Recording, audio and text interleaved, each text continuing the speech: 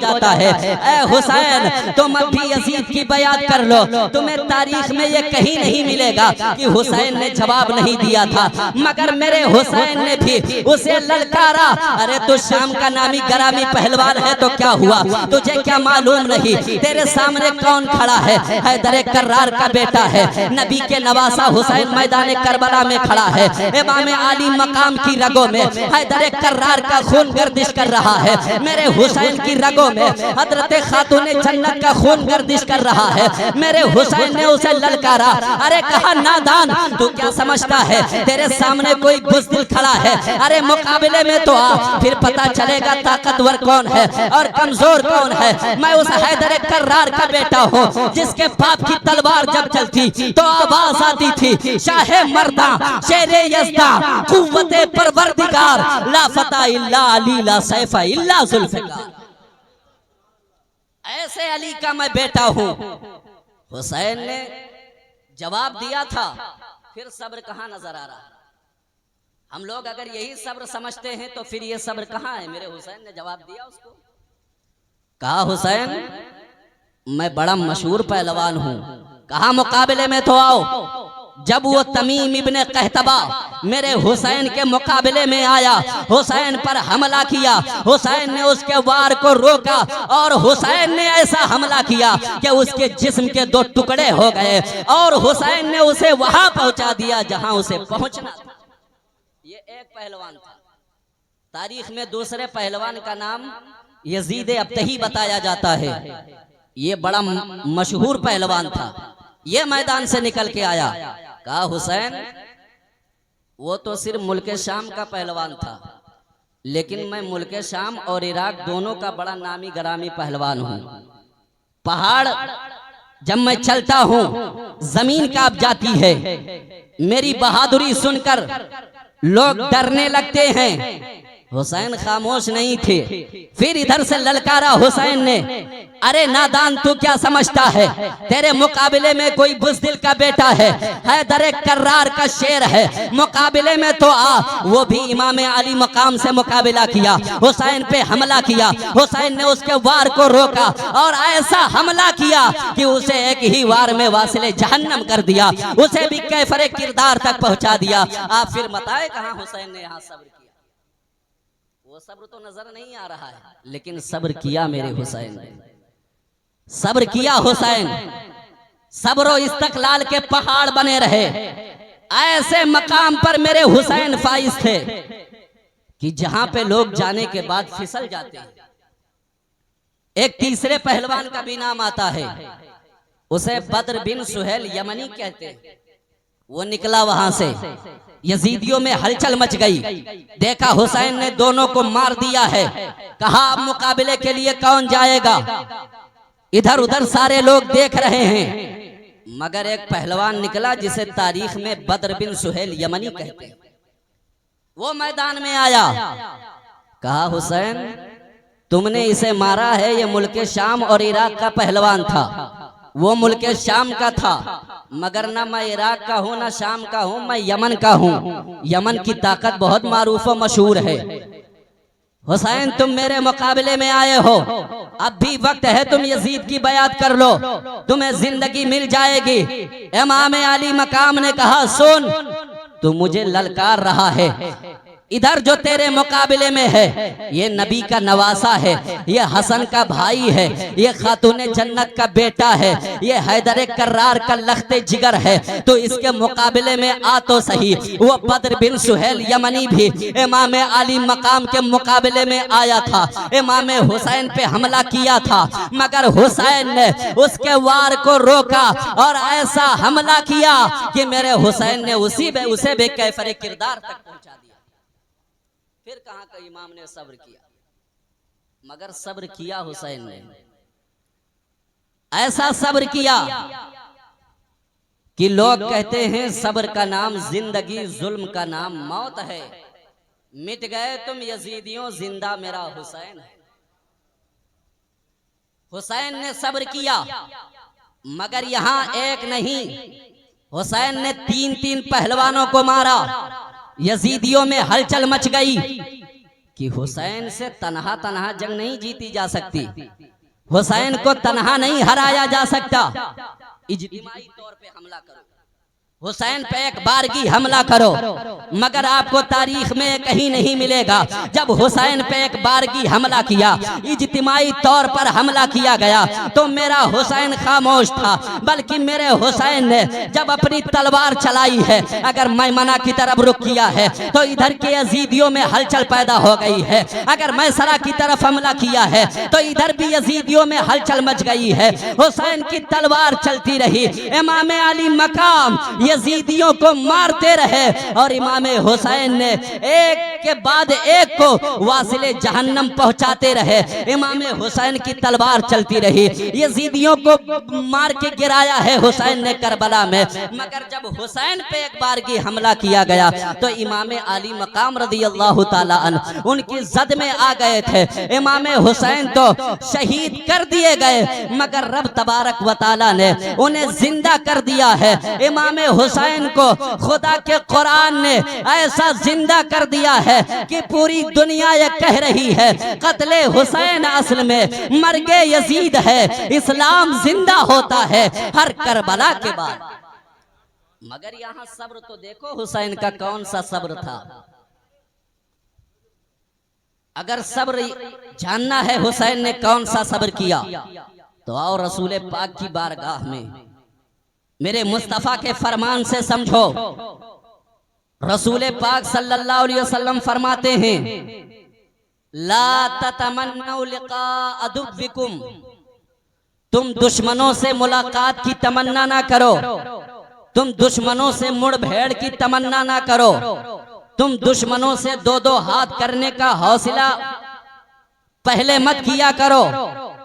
हुसैन के नाना रसूल पाक ने कितना बेहतरीन तरीका बताया कि तुम पहले मैदाने जंग में जाने की तमन्ना ना करो, फ़इज़ा लक़ीतुमूहुम, लेकिन कभी सामना हो जाए, कभी दुश्मन तुम्हारे मुकाबले में आ जाए, कभी उसका और तुम्हारा टकराव हो जाए, जब कोई तुम्हारे दीन पर अटैक करने लगे, जब कोई तुम्हारे दीन को मिटाने के दर पे आ जाए, जब कोई तुम्हारे रसूल के दीन को मिटाने की कोशिश करने लगे, तो मेरे मुस्तफ़ा फरमाते हैं फ़इज़ा लक़ीतुमूहुम, अगर मुठभेड़ हो जाए फस्बिरू, तुम शीशा पिलाई हुई दीवार बन जाना, तुम्हारे कदम मैदान में ऐसे जम जाए कि अगर तुम्हारे बच्चे कट रहे हैं तो कट जाने दो, अगर बीवियां बेवा हो रही हैं हो जाने दो, अगर बच्चियां यतीम हो रही हो जाने दो, मगर रसूल पाक के लाए हुए दीन पे अगर तुमने आँच ना आने दिया तो दुनिया तुम्हें साबिर कहे ना कहे, तुम्हारा परवरदिगार तुम्हें साबिर का लक़ब अता फरमा दे।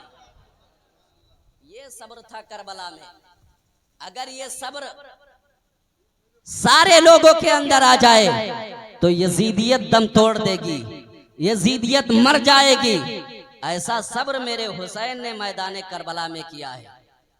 सब्र कहते किसे हैं, आप इसकी थोड़ी सी वजाहत कर दूं, टाइम हो रहा है तो एक बार उठा के कहो या हुसैन, या हुसैन। बस माशाअल्लाह आपकी समात अभी बेदार है। सब्र, इन्नल्लाह माअस साबिरीन, सब्र किसे कहते हैं? देखें, होता है एक सब्र, सब्र से आगे होता है तस्लीम और उससे आगे होता है रिजा। सब्र कहते हैं कि इंसान पर कोई तकलीफ आए, इंसान उसको बर्दाश्त कर ले, मगर उसके दिल में ये ख्वाहिश हो कि परवरदिगार इस तकलीफ को मुझसे दूर कर दे, ये सब्र है। तस्लीम और रज़ा कि इंसान बज़ाहिर तो लोगों की तरह दिखे, मगर जब वो कोई काम करे तो उसमें उसकी मर्जी नहीं बल्कि उसके परवरदिगार की मर्जी होती है। अगर उस पर कोई तकलीफ आए तो उसके दिल में ये शायबा भी ना पैदा होने पाए कि परवरदिगार वो तकलीफ उससे दूर कर दे। एक मिसाल से समझाता हूं। अल्लाह के एक बहुत बड़े वली हैं, नाम है अहमद शर्बीनी रहमतुल्लाहि ताला अलैह, बहुत बड़े वली हैं। ये मकामे तस्लीमो रजा पर फाइज थे। तस्लीमो रजा का बड़ा आला मकाम है, ये मकामे तस्लीमो रजा पर फाइज थे। इनका एक बच्चा था, इकलौता बेटा था, उसकी तबीयत खराब हुई। ये कहाँ थे? मकाम तस्लीम और रजा पर। हुसैन का मकाम आप समझें, ये थे तस्लीम और रजा पे। इनका बेटा बीमार हो गया, इनकी बीवी लेकर के उसे अपने गोद में आती हैं और कहती हैं, आप अल्लाह के बहुत बड़े वली हैं, आप अल्लाह के मुकर्रब बंदे हैं, अपने परवरदिगार की बारगाह में दुआ कर दें कि परवरदिगार मेरे बच्चे की तबीयत अच्छी कर दे। इनकी बीवी कहते हैं, मेरा बेटा मेरी आंखों का नूर है, मेरे दिल का टुकड़ा है, मेरी आंखों का तारा है, अगर मेरा बेटा मर गया तो मैं इससे पहले मर जाऊंगी। वो उनकी बारगाह में लेकर के हाजिर हैं, मगर मकाम तस्लीम और रजा पर फाइज थे। वो कहते हैं, सब्र करो, अल्लाह जो करेगा अच्छा ही करेगा, सब्र करो। ना दवा कर रहे हैं ना दुआ कर रहे हैं, कहा कि सब्र करो। उनकी बीवी खामोश हो जाती है, बच्चे की तबीयत और बिगड़ती चली गई। वो जाकनी के आलम में पहुंच गया, जो मौत के वक्त कैफियत तारी होती है। अब उनकी मां ने अपने गोद में उठाया और ले जा करके अहमद शर्बीनी के कदमों में डाल दिया कि ये आपका बेटा है, मेरा लख्ते जिगर है, मेरी आंखों का नूर है, मेरे दिल का टुकड़ा है, अगर मेरा बेटा मर गया तो मैं इससे पहले मर जाऊंगी। आप परवरदिगार के बड़े मुकर्रब बंदे हैं, अपने मौला से ये इल्तिजा करें, उसकी बारगाह में दुआ करें कि मेरा परवरदिगार मेरे बच्चे को अच्छा कर दे। मगर अभी कह रहे हैं कि सब्र करो, अल्लाह जो करेगा बेहतर ही करेगा। मगर उन्होंने बच्चे को कदमों में डाल दिया, कहा आप जो करें आप ही करें। बच्चा उनके कदमों में पड़ा है, इतने में मलकुल मौत फरिश्ता आ गया है उस बच्चे की रूह निकालने के लिए। आप जानते हैं मौत के वक्त बड़ी तकलीफ होती है, बच्चा कदमों में पड़ा है। अब तक तो सब्र किए हुए बैठे थे, मगर जैसे मलकुल मौत ने बच्चे की रूह को खींचा, बच्चा तड़पा, बाप से रहा नहीं गया, अपने परवरदिगार की तरफ लो लगाते हैं। सिर्फ उन्होंने आंखों को उठाया था, उधर परवरदिगार ने बच्चे की तकदीर बदल दी। आंखें उठी, लोहे महफूज पे जहां बच्चे की तकदीर लिखी हुई थी, सिर्फ निगाहें उठी, अल्लाह ने तकदीर बदल दिया। तसर्रुफ का ये इख्तियार है। निगाहे वली में वो तासीर देखी, बदलती हजारों की तकदीर देखी। अल्लाह के जो महबूब बंदे हो जाते हैं, अल्लाह उनके इशारे देखता है। उन्होंने सिर्फ निगाह उठाई, बच्चे की तकदीर अल्लाह ने बदल दिया। अहमद शर्बीनी फिरिश्ते से कहते हैं, वापस चले जाओ, मेरे बच्चे की मौत मनसूख कर दी गई, वापस चले जाओ। उनकी दुआ कबूल हो गई, बच्चा बच गया। लेकिन वो जो मकामे तस्लीमो रजा पर फाइज थे वहां से नीचे आ गया। बच्चा बच गया, मगर जो उनका मकाम था विलायत में वहां से नीचे आ गया। अपने हुसैन का मकाम देखो, इमाम आली मकाम रदी अल्लाह अन्हु ने मदीने से मक्के का सफर किया, मक्के से करबला का सफर किया। और आप जानते हैं मक्के से करबला का सफर तकरीबन 1700 कुछ किलोमीटर, इतना लंबा सफर। और आज की तरह गाड़ियां नहीं थी, आज की तरह इंतजाम नहीं था, जंगलात के रास्तों से लोग सफर किया करते थे। इमाम आली मकाम ने टोटल 14 जगहों पे पड़ाव किया, 14 जगहों पर इमाम ने आराम किया। 14वां मकाम करबला है।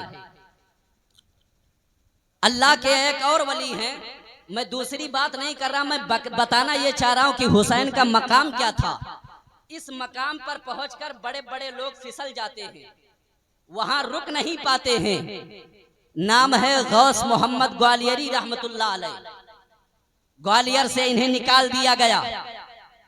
अब यहाँ ये अपने घर वालों को लेते हैं, अपने मुरीदों को लेते हैं, वहां से निकल जाते हैं।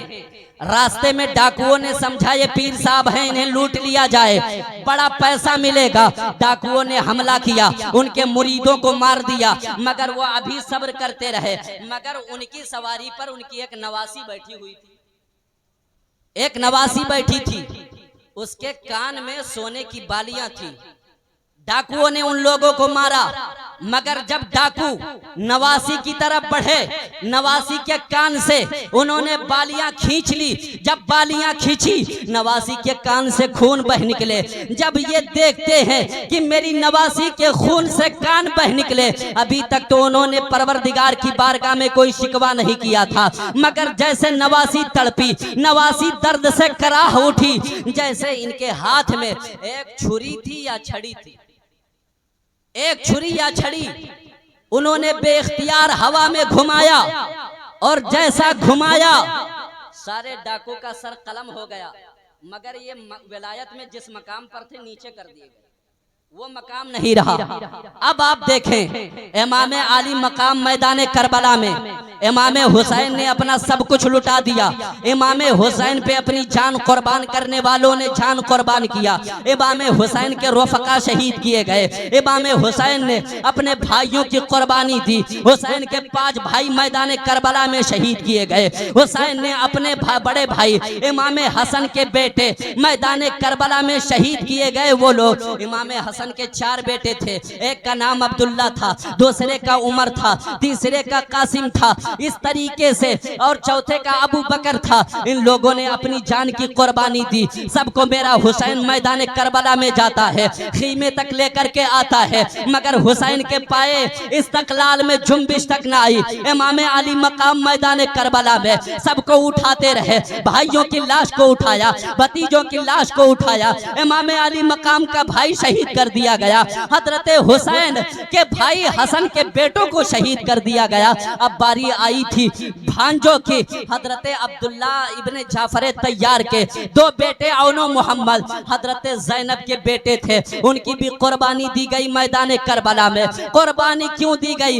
इमाम हुसैन देखो किस मकाम पर फाइज थे। यहाँ नवासी के कान से खून बह निकला तो वो तड़प गए, नवासी का दर्द देखा ना गया। वहाँ बेटा मरने के करीब हुआ तो बाप से ये दर्द देखा ना गया। उन्होंने परवरदिगार की बारगाह में इल्तिजा कर दिया, मकाम उनका नीचे कर दिया गया। मगर वाह रे हुसैन, तेरी अजमतों को सलाम, तेरी हिम्मत को सलाम, तेरी जमा मर्दी को सलाम, तेरी बहादुरी को सलाम। यहाँ एक बेटा नहीं बल्कि अनेक बेटे कटे हैं। इमाम हुसैन ने सबको मैदान करबला से उठा के लाया, मगर मेरे हुसैन के पाए इस्तकलाल में जुम्बिश तक ना आई। हुसैन सब्र और इस्तकलाल के पहाड़ बने रहे। ऐसे मकाम पर थे इमाम हुसैन, फाइज थे, ऐसे मकाम पर थे जहां ज़हनो फिक्र के तसव्वुरातो तखय्युलात अपने दम तोड़ देते हैं। इसलिए इमाम आली मकाम रज़ी अल्लाह ताला अन्हु से हम लोग सच्ची मोहब्बत करते हैं। इमाम हुसैन की महफिल में हम लोग हाजिर हैं और दुनिया ये कह रही है कि तू न होता तो न रह जाती सदाकत है हुसैन, तेरी कुर्बानी ने जिंदा कर दिया इस्लाम को, ये रहेगा ता अबद तेरी बदौलत है हुसैन, ये रहेगा ता अबद तेरी बदौलत है हुसैन। इसलिए इमाम हुसैन रज़ी अल्लाह ताला अन्हु से मोहब्बत करें। अल्लाह रब्बुल इज्जत की बारगाह में दुआ है,